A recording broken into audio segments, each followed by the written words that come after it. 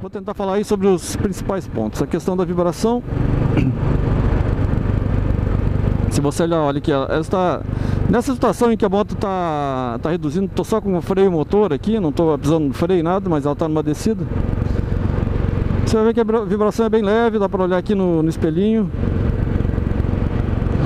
Mas ela existe.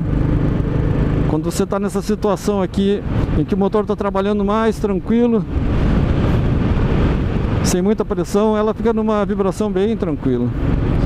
Para mim, eu repito, não é nenhum problema, absolutamente nenhum problema. A questão da visão no retrovisor, foi a pergunta de muita gente. Realmente as coisas não ficam muito claras no retrovisor, naqueles pontos em que a moto está vibrando mais. Por exemplo, eu vejo uma moto vindo atrás aqui, eu não tenho certeza se é a moto do André ou não. Só vejo, dá para distinguir que é uma moto, com um farol só. Mas não é muito claro. Mas consigo ver, por exemplo, se vem um carro, se vem um caminhão, se a aproximação está sendo mais rápida ou está sendo mais lenta. A maior parte das decisões que você precisa tomar quando está procurando no retrovisor alguma coisa, você consegue tomar mesmo com essa vibração aqui. Não é ideal, não é ideal, mas quem deixar de comprar essa moto em função de não conseguir enxergar direito no espelhinho com perfeição as coisas que vem atrás, acho que vai estar tomando a decisão errada. É o que eu penso. Então a vibração, não sinto nenhum desconforto. Ontem a gente andou 200 km, andamos em baixa velocidade, andamos um pequeno trecho em alta velocidade entre 100 e eu cheguei a 130 km por hora também. Então acho que eu experimentei todas as faixas de vibração da moto. Talvez precise fazer um teste de mais longa duração em numa estrada boa, como percorrendo uma distância um pouco maior, de uns 300, 200 km sem parar.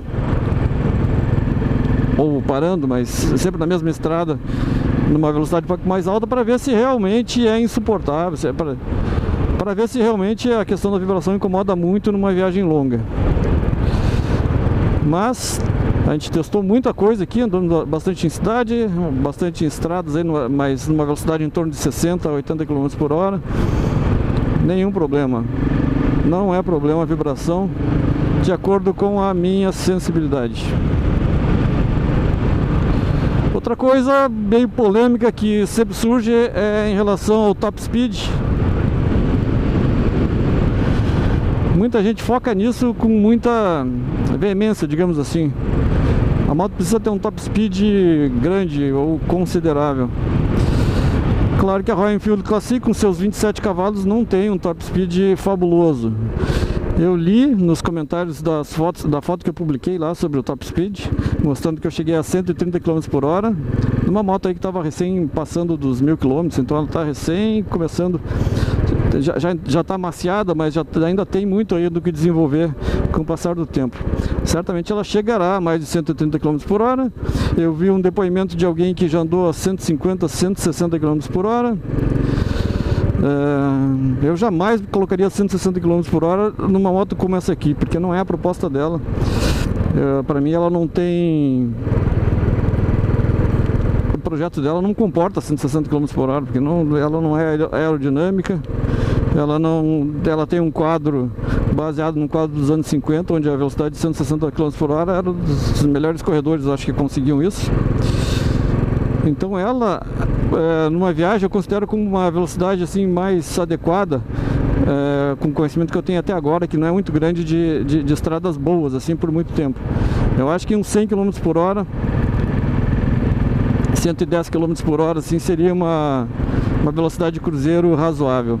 E é a velocidade que a gente acaba fazendo com qualquer tipo de moto numa estrada. E é o tipo da velocidade boa de se seguir numa viagem longa que seja.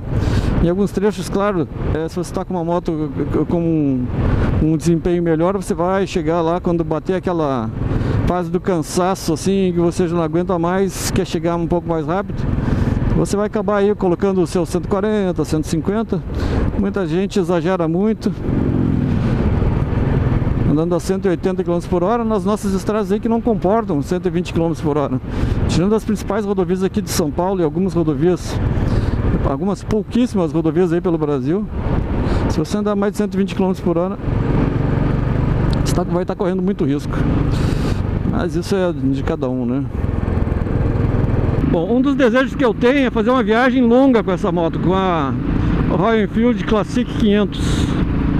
Poderia ser com a Bullet também, mas essa aqui é a minha favorita, é a que eu pretendo comprar um dia.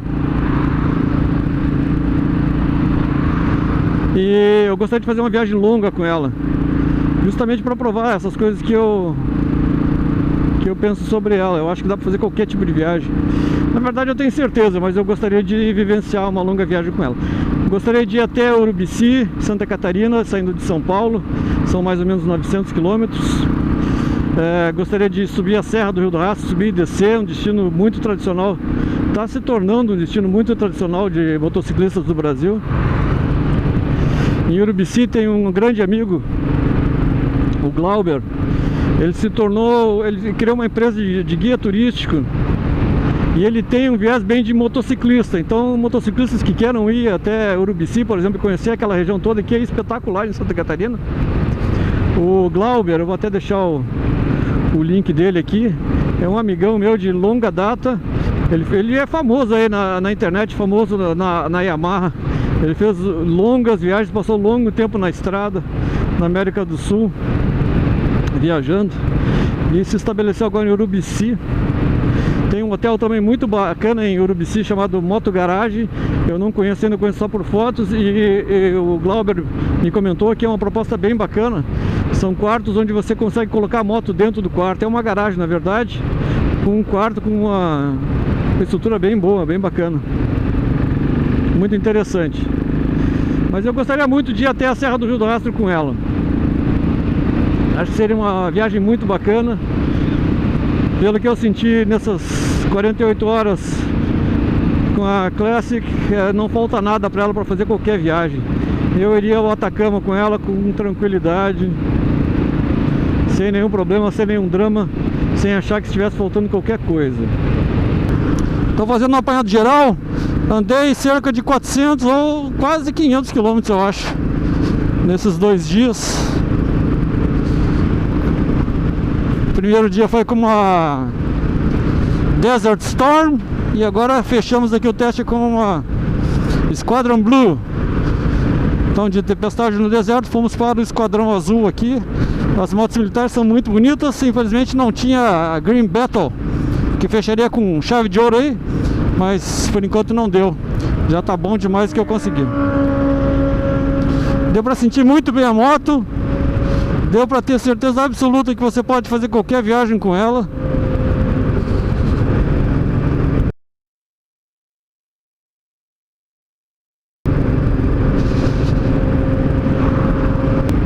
Mas ela é uma moto suficiente. Ela tem motor suficiente, tem torque de sobra, tem conforto suficiente, tem ergonomia suficiente, tá ligado ao conforto aí.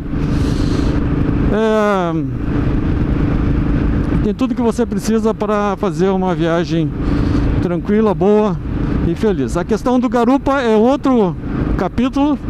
Não estamos tratando aqui de viagens com garupa, que para muitas pessoas como eu é muito importante. Aí teríamos que fazer alguma adaptação aqui na Classic para andar com garupa, porque o banco do garupa, pelo que eu vi, é um banco até com uma espuma alta, mas ele é muito estreito, não daria o conforto que pelo menos a minha patroa gostaria, ou que ela mereceria. Então teria que ser um banco customizado, provavelmente um banco igual ao banco do piloto aqui. Ficaria muito bom se conseguisse instalar esse sistema de molas também do banco do garupa, ficaria muito bom. Claro que o peso aumentaria. Já teríamos que fazer um outro review aí para falar sobre ela com um peso bem maior que o meu. Não que a minha esposa tenha um peso bem maior do que eu, mas com o peso do garupa sobre a roda de trás tem sua influência. Então, com garupa é outra história. A gente não está falando aqui de uma viagem com garupa. Uma viagem solo com ela dá para fazer muito bem. Você vai para onde quiser, quer ir para o Atacama, quer ir para o Alasca, dá para ir. Quem andou no fora de estrada, nós pegamos um pequeno trecho fora de estrada e ela se saiu bem, a suspensão dela se saiu bem numa estradinha ruim, cheia de buraco. fez aí o que qualquer outra moto faria. Então aconselho, se você quer viajar, quer uma motinha para viajar, considere a Royal Enfield Classic.